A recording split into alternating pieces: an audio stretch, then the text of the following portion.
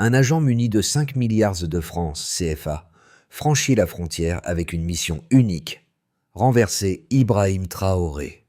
Pourtant, alors que ce montant colossal semblait garantir la réussite de l'opération, c'est l'échec immédiat qui a surgi, révélant un paradoxe brutal entre la puissance de l'argent et la solidité de la loyauté militaire. Pourquoi cette tentative, si méticuleusement financée, s'est-elle heurtée à un refus net? Et que signifie ce geste pour l'avenir du Burkina Faso sous Ibrahim Traoré? Un pays entier retient son souffle devant ce basculement soudain. Le cœur de cette histoire ne repose pas uniquement sur une tentative de corruption isolée, mais sur un engrenage bien plus vaste, où chaque décision peut précipiter un pays vers la rupture ou l'affirmation de sa souveraineté. La promesse ici est claire. Comprendre pourquoi une simple valise d'argent a suffi à exposer les risques systémiques qui pesaient déjà sur le Burkina Faso, et comment cette affaire dévoile la fragilité d'un équilibre géopolitique longtemps sous-estimé. Ce refus initial, loin d'être anodin, agit comme un révélateur puissant. Si l'argent n'a pas suffi, qu'est-ce qui aurait pu réellement faire basculer l'armée? Les enjeux dépassent largement le cadre militaire. Ils englobent la pression internationale, la manipulation économique, la vulnérabilité des institutions, ainsi que la capacité d'un État à résister lorsque les influences extérieures convergent pour orienter son destin. En suivant cette trajectoire, partie par partie, l'objectif est d'exposer comment une tentative d'ingérence peut se transformer en un point d'inflexion national, avec des répercussions qui touchent chaque citoyen. Et ce fil tendu entre menaces et résistance révèle déjà ce qui pourrait survenir ensuite. La rupture s'est produite bien plus tôt qu'on ne l'imaginait, au moment précis où les soldats ont refusé les 5 milliards de francs CFA. Les autorités burkinabées ont déjà intercepté des signaux indiquant que l'opération étrangère était plus complexe qu'un simple achat de loyauté. Et cette somme, utilisée comme levier initial, n'était qu'un fragment d'un financement beaucoup plus structuré. Ce mini-révélateur change radicalement la lecture de l'affaire, car il montre que l'échec n'a pas été accidentel. Ça a été provoqué par une chaîne de fidélité interne, dont la solidité avait été sous-estimée par les instigateurs de l'ingérence. À partir de là, le récit avance comme une succession logique de causes et de conséquences. Le Burkina Faso, sous la direction d'Ibrahim Traoré, se retrouve au cœur d'une guerre géopolitique dans laquelle chaque décision interne expose ou renforce la souveraineté nationale. L'échec de la tentative de corruption entraîne immédiatement une réponse sécuritaire accrue. Contrôle renforcé, analyse des communications, perquisition ciblée. Cette réaction accélère la découverte d'un réseau qui impliquait non seulement un agent étranger isolé, mais aussi une ramification d'acteurs formés à l'étranger et positionnés pour influencer les événements. Plus cette mécanique est explorée, plus elle révèle que les motivations extérieures ne se limitaient pas à renverser un dirigeant, mais visaient à affaiblir l'ensemble du Sahel. Les documents financiers saisis, les transferts d'argent repérés, les communications interceptées dessinent une carte précise, celle d'un dispositif qui cherche à exploiter les tensions politiques pour remodeler la région selon des intérêts extérieurs. C'est cette découverte qui referme la question « So what ?» du P. Le refus de l'argent n'était pas seulement un acte de loyauté individuelle, mais le premier verrou qui a fait dérailler un complot régional. Dans ce contexte, la position d'Ibrahim Traoré devient bien plus que celle d'un chef d'État menacé. Elle incarne une résistance qui perturbe la stratégie de puissance habituée à agir dans l'ombre. Et c'est précisément cette résistance initiale qui va déterminer toute la suite. Pour comprendre comment la situation a basculé aussi vite, il faut suivre ceux qui se trouvaient sur la ligne de front administrative et sécuritaire, les officiers chargés d'évaluer chaque mouvement suspect après l'échec de la tentative de corruption. Leur rôle devient central dès l'instant où le refus de l'argent est signalé, car ils forment le premier cercle capable de transformer une alerte isolée en enquête nationale. Leur présence continue dans les communications, les contrôles renforcés et les recoupements de témoignages fait office de fil conducteur dans un environnement où les alliances demeurent fragiles. Le premier, un exemple concret, illustre cette dynamique. Dans une caserne proche de Ouagadougou, un officier reçoit l'information initiale concernant la valise de 5 milliards de francs CFA. Au lieu de l'enterrer ou de céder à la pression, il déclenche une chaîne de vérification qui met en lumière les premiers indices reliant l'agent étranger à un réseau actif depuis plusieurs semaines. Son choix, effectué dans un silence presque absolu, devient un pivot pour toute la suite des opérations. Un exemple concret amplifie cette trajectoire. Lors de l'interception d'une communication suspecte, une équipe d'analyse identifie des références directes à des transferts d'argent complémentaires. Cette découverte, réalisée en quelques heures, confirme que la tentative de corruption n'était qu'un élément d'une stratégie plus large, visant à déstabiliser plusieurs zones du Sahel. Leur travail précoce permet de comprendre que le complot dépasse les frontières nationales. Le rôle de ces acteurs invisibles prouve que la résistance ne commence pas au sommet, mais à travers une série de décisions discrètes, prises par ceux qui voient les signes avant les autres.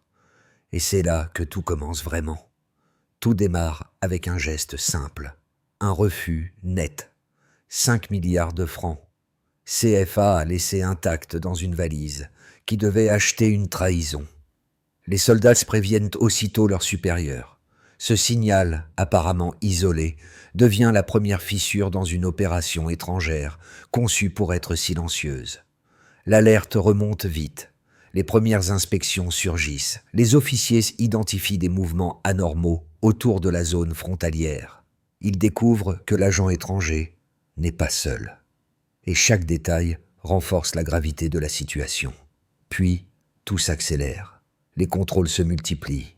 Les communications suspectes affluent. Des réseaux, jusque-là invisibles, émergent dans les analyses. Et l'ombre des puissances extérieures prend forme. Le déclencheur résonne dans la capitale. Des réunions d'urgence s'enchaînent. Les services de sécurité recoupent les informations.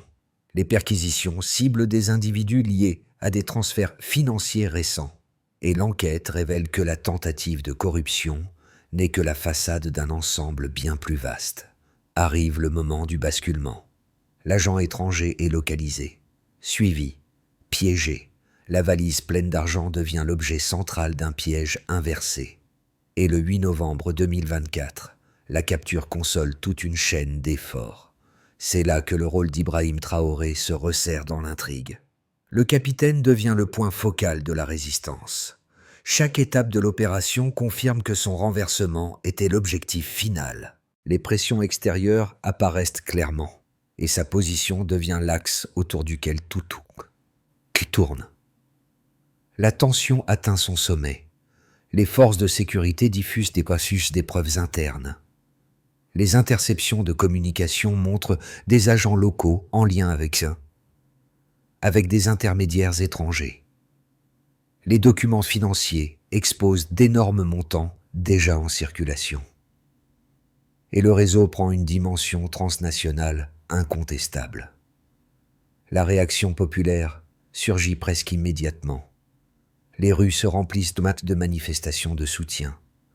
Les citoyens évoquent l'ingérence étrangère. Les slogans se multiplient. Et le nom d'Ibrahim Traoré devient un symbole de résistance. Le climat se charge encore plus. Les révélations s'enchaînent. Le rôle d'officier, formé à l'étranger, inquiète. Le risque de trahison interne se précise. Et chaque découverte renforce la gravité de l'ingérence. Au même moment, mais les forces extérieures poursuivent leurs tentatives. Des pressions diplomatiques émergent. Des discours occidentaux s'inquiètent de la stabilité du pays. Les tensions régionales s'intensifient. Et le Sahel devient un échiquier visible. L'armée burkinabé réplique. Elle verrouille ses positions. Elle renforce les frontières. Elle sécurise les communications. Et elle démantèle patiemment les connexions entre les conspirateurs. Les jours qui suivent confirment un tournant. L'échec du complot transforme l'élan national. La population s'unit autour d'un récit commun. Les institutions réaffirment leur rôle. Et la souveraineté du pays prend une place centrale. Pourtant, rien n'est terminé. Les autorités comprennent que cette victoire n'est qu'un début. Les forces extérieures ne se retirent pas. Les risques se déplacent. Et le Burkina Faso entre dans une phase où la vigilance devient permanente. Le fil des événements montre alors un pays en bascule. Une résistance interne qui s'affirme, une ingérence extérieure qui persiste, et un équilibre fragile qui pourrait se rompre. Mais la chaîne déclenchée par un refus initial a empêché l'effondrement. La compréhension de toute l'affaire s'éclaire lorsqu'on observe les preuves financières, opérationnelles et temporelles qui ont révélé la profondeur du complot. Le point de départ repose sur un fait chiffré incontestable. La tentative initiale reposait sur 5 milliards de francs CFA, somme transportée dans la valise de l'agent étranger arrêté. Ce montant n'était pas symbolique. Il représentait une tentative directe d'acheter la loyauté des soldats. Cette somme prouve l'ampleur du pari initial des conspirateurs. À partir de ce point de départ, l'écart constaté se matérialise lorsque les autorités découvrent que cette opération n'était qu'un fragment d'un dispositif financier plus large. Les perquisitions menées dès les premières heures révèlent que la trace de plusieurs millions de francs CFA, transférés discrètement à des relais locaux pour faciliter la déstabilisation du pays. Ce volume financier complémentaire confirme l'existence d'un réseau structuré derrière l'agent arrêté. La chronologie ajoute une autre couche de précision. Le tournant décisif survient le 8 novembre 2024, date à laquelle l'agent étranger transportant la valise est capturé, offrant aux autorités une preuve matérielle irréfutable. Cette date marque le moment où le complot s'est retourné contre ses instigateurs. À partir de ces 3 piliers, somme initiale, flux financier secondaire, moment d'arrestation, l'ensemble de l'enquête prend forme. Le Burkina Faso, sous la direction d'Ibrahim Traoré, doit alors analyser non seulement la tentative de corruption, mais aussi les ramifications transfrontalières rendues visibles par les preuves collectées. Les documents saisis démontrent que le financement venait de plusieurs sources extérieures, visant à influencer des officiers formés à l'étranger. Et ce schéma se répète dans les communications interceptées, où chaque message fait allusion à une coordination externe. Les analyses montrent que le réseau cherchait à créer un déséquilibre institutionnel. Les fonds massifs n'avaient pas seulement pour but d'acheter des soldats, mais de pénétrer plusieurs cercles du pouvoir afin de façonner un renversement global. L'écart. L'écart constaté de l'opération s'exprime alors par la multiplication des acteurs impliqués, bien au-delà du premier agent arrêté. Les documents financiers récupérés lors des perquisitions confirment que certains relais internes bénéficiaient d'un appui extérieur continu. L'objectif était clair: affaiblir progressivement les mécanismes de souveraineté. Les équipes de sécurité identifient alors des schémas répétitifs. Une partie des transferts suit des itinéraires utilisés par des groupes opérant déjà dans la région du Sahel. Cela indique que l'ingérence économique et politique s'inscrit dans une stratégie régionale. Cette découverte renforce l'importance des premières décisions militaires qui ont permis de bloquer la progression du complot. Sans la réaction immédiate des soldats, le flux financier aurait pu infiltrer davantage de structures nationales. La position d'Ibrahim Traoré devient alors un point d'analyse crucial. Les preuves recueillies démontrent que son renversement constituait l'objectif final de l'infrastructure mise en place. Son rôle de symbole de souveraineté dérangeait les puissances extérieures mentionnées dans les documents saisis, et l'importance des montants engagés montre que les conspirateurs considéraient le Burkina Faso comme une porte d'entrée stratégique vers le contrôle du Sahel. Les enquêteurs concluent que les chiffres ne mentent pas. La tentative de corruption n'était que la surface visible. Les millions supplémentaires et la date clé du 8 novembre 2024 confirment un projet cohérent, préparé et financé pour renverser l'ordre établi. Et c'est cette accumulation de preuves, patiemment assemblées, qui permet assez aujourd'hui de comprendre l'ampleur de l'ingérence. Deux lectures principales s'affrontent pour expliquer la crise qui a secoué le Burkina Faso. Et chacune mérite d'être présentée dans sa forme la plus solide avant d'être confrontée aux faits révélés par l'enquête. La première thèse affirme que l'ingérence étrangère constitue l'élément central de toute l'affaire. Les interventions extérieures en Afrique ont une longue histoire, et les puissances occidentales, notamment européennes, disposent d'un intérêt stratégique évident dans les régions riches en ressources naturelles. Selon cette lecture, la capture de l'agent porteur de 5 milliards de francs CFA, les transferts financiers occultes et le rôle d'officiers formés à l'étranger montrent que le complot était inscrit dans un ensemble cohérent visant à remodeler la politique intérieure burkinabé. Cette thèse s'appuie sur les documents saisis, les communications interceptées et la logique historique des interventions extérieures sur le continent. La seconde thèse met l'accent sur la résistance interne plutôt que sur l'ingérence. Selon cette vision, les influences extérieures existent certes, mais ne déterminent pas à elles seules le destin d'un pays. Ce sont les dynamiques nationales, l'unité de la population, la loyauté des soldats, la rapidité d'action des autorités, qui expliquent l'échec brutal de la tentative de corruption. Les soldats qui ont refusé les 5 milliards de francs CFA, les équipes de renseignement qui ont repéré les communications suspectes et les manifestations populaires de soutien montrent qu'une force interne solide agit comme un rempart contre toute tentative de déstabilisation. Dans cette lecture, l'ingérence ANC est un élément de contexte, mais la clé du dénouement réside dans la cohésion du pays. Lorsque l'on confronte ces deux thèses aux données vérifiables, un tableau mixte se dessine. Les preuves financières et opérationnelles confirment indéniablement une implication étrangère structurée, ce qui renforce la première thèse. Cependant, l'échec rapide du complot, la capture du 8 novembre 2024 et l'absence de division interne majeure démontrent que la résistance nationale a joué un rôle essentiel, ce qui valide la seconde thèse. Les faits indiquent donc que la crise résulte d'un double mouvement. L'ingérence extérieure, bien réelle, a buté sur une solidité interne que les conspirateurs avaient sous-estimée. Et c'est cette collision entre deux forces opposées qui façonne la suite. Tout bascule en silence. Au moment où les enquêteurs croisent enfin les données recueillies, une articulation essentielle apparaît. Les communications interceptées montrent que les agents étrangers ne visaient pas seulement un renversement, mais cherchaient à créer une fracture durable entre les officiers formés à l'étranger et les unités restées loyales.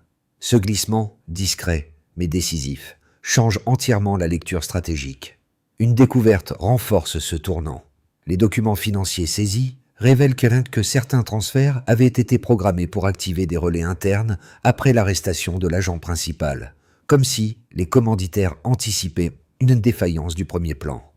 Cette logique démontre que la tentative avortée n'était pas la fin du dispositif, mais son premier étage. C'est ici qu'émerge une autre conséquence majeure. La position d'Ibrahim Traoré devient le point de rupture. L'échec de la corruption n'affaiblit pas son autorité. Il la consolide. Les manifestations populaires, les alignements militaires et la mobilisation nationale montrent qu'un centre de gravité politique s'est formé autour de lui, perturbant les calculs des puissances extérieures. Ce midpoint révèle donc une vérité simple. Le complot n'a pas échoué par hasard, mais parce que le pays a résisté plus vite que prévu. L'échec du complot n'a pas seulement stoppé une tentative de déstabilisation, il a introduit une série d'effets tangibles qui ont transformé le quotidien, les institutions et l'environnement géopolitique du Burkina Faso. Le pays découvre les répercussions d'un acte de résistance collective, et ces effets se déploient dans 4 sphères distinctes. Pour les citoyens, l'impact est immédiat. Les manifestations de soutien après l'arrestation de l'agent étranger montrent un sursaut de cohésion rarement observé ces dernières années. La population interprète le refus des 5 milliards de francs CFA comme une preuve que la loyauté interne prévaut sur les influences extérieures, renforçant un sentiment de dignité nationale. Cette mobilisation populaire crée un lien moral autour d'Ibrahim Traoré, dont la posture face aux ingérences devient un repère de stabilité. Et cette dynamique réduit momentanément la fragmentation sociale qui fragilisait déjà plusieurs régions. Pour les acteurs économiques, les événements modifient subtilement le climat d'incertitude. Les entreprises locales constatent que la tentative de corruption visait indirectement à créer une période de flottement politique propice aux prises de contrôle extérieures. Leur réaction se traduit par une prudence nouvelle, mais aussi par un regain d'intérêt pour les initiatives nationales visant à réduire la dépendance économique. Le rejet de l'ingérence extérieure est perçu comme un signal que les leviers financiers étrangers ne pourront plus, du moins temporairement, dicter la trajectoire du pays, et cette perception encourage certains acteurs à soutenir des politiques de diversification déjà évoquées dans les discussions nationales. Pour l'État, les conséquences sont plus structurantes. Les autorités burkinabées, après avoir révélé les éléments du complot, renforcent les contrôles institutionnels et révisent les circuits de sécurité. Cette réaction vise à éviter que des acteurs formés à l'étranger ne puissent exploiter les failles internes. Le gouvernement consolide ses alliances militaires, restructure certains réseaux de communication et place la souveraineté au centre de son discours. À mesure que les preuves s'accumulent, les décisions administratives s'alignent sur une logique de protection nationale plus affirmée. Et dans ce mouvement, la légitimité d'Ibrahim Traoré s'étend, car la résistance à l'ingérence devient un argument politique direct. Pour la région du Sahel, les répercussions dépassent largement les frontières burkinabées. Les révélations sur les réseaux financiers et les contacts étrangers montrent que l'opération visait à fragiliser plusieurs pays de la zone. Les gouvernements voisins observent la situation avec prudence, sachant que les mêmes méthodes pourraient être répliquées ailleurs. Ces découvertes contribuent à redéfinir les alliances régionales en poussant certains États à renforcer leur coordination sécuritaire. Le Burkina Faso devient alors un point d'attention géopolitique, non plus seulement une cible, mais un acteur central dans la résistance collective face aux ingérences extérieures. Ainsi, les effets combinés de cette tentative avortée révèlent une réalité inattendue. Le pays ressort plus uni, plus vigilant et plus conscient de sa place stratégique. Si l'on observe l'ensemble des éléments révélés par l'enquête, 3 trajectoires deviennent possibles pour les mois à venir, chacune façonnée par l'équilibre instable entre résistance interne et pression extérieure. Le pays se trouve à un carrefour où chaque décision politique, militaire ou diplomatique peut ouvrir une voie distincte. Le Burkina Faso maintient la dynamique actuelle. Institutions resserrées, population mobilisée et réseaux extérieurs contenus mais toujours actifs dans l'ombre. Les autorités continuent d'enquêter sur les ramifications du complot, consolidant progressivement les dispositifs de sécurité autour des officiers, des communications et des flux financiers. Cette trajectoire conduit à une stabilisation prudente où le pays avance malgré des tensions persistantes. Les ingérences étrangères ne disparaissent pas, mais leur marge de manœuvre est réduite par la vigilance accrue, née de l'échec du précédent complot. Et la région du Sahel demeure un terrain à risque, sans basculement majeur. La cohésion interne observée après l'arrestation de l'agent étranger se transforme en moteur politique. Les manifestations de soutien, la loyauté des soldats et l'unité civilo-militaire créent un environnement favorable aux réformes annoncées. Le pays renforce ses alliances africaines et limite l'influence des puissances extérieures mentionnées dans les documents saisis. Dans cette version, la tentative de corruption échouée devient un point d'inflexion historique. Le Burkina Faso amorce une véritable transition vers une souveraineté consolidée, inspirant les pays voisins confrontés aux mêmes pressions. Et cette dynamique atténue les espaces d'action des réseaux transnationaux identifiés par les autorités. Les forces extérieures, contrariées par l'échec initial, réorganisent leurs relais internes. Les tensions s'accumulent et certaines failles institutionnelles, révélées par les enquêtes, sont exploitées plus rapidement qu'anticipées. Le pays fait face à une montée de pression diplomatique, de tentatives de manipulation financière ou de divisions internes alimentées silencieusement. Cette trajectoire conduirait à une fragilisation soutenue de la stabilité nationale, ouvrant des brèches dans lesquelles les acteurs étrangers pourraient réactiver un dispositif plus structuré. À ce stade, une règle demeure essentielle. Si la vigilance se relâche, alors les réseaux déjà identifiés pourraient regagner du terrain, sans que cela signale une fatalité. Le Burkina Faso possède désormais les preuves, les structures et l'élan national nécessaires pour reconnaître les signes avant-coureurs. Et c'est sur cette capacité d'anticipation qui définira les prochains mois. Comprendre ce qui s'est joué au Burkina Faso ne relève pas seulement d'une analyse géopolitique. Cela touche directement la façon dont chacun observe la fragilité d'un État lorsqu'il devient la cible d'intérêts extérieurs. Pour beaucoup, l'affaire commence comme une intrigue lointaine, mais elle révèle un mécanisme universel. La manière dont une nation peut être influencée, affaiblie ou renforcée par ses propres choix collectifs. Cette première couche, cognitive, invite le lecteur à replacer les événements dans une perspective plus large, où le refus d'une valise pleine d'argent devient un symbole de vigilance citoyenne. La deuxième couche, émotionnelle, naît de la trajectoire des soldats et des civils qui ont refusé la manipulation. Leurs décisions, prises parfois dans le silence, montrent ce que signifie défendre une souveraineté au quotidien.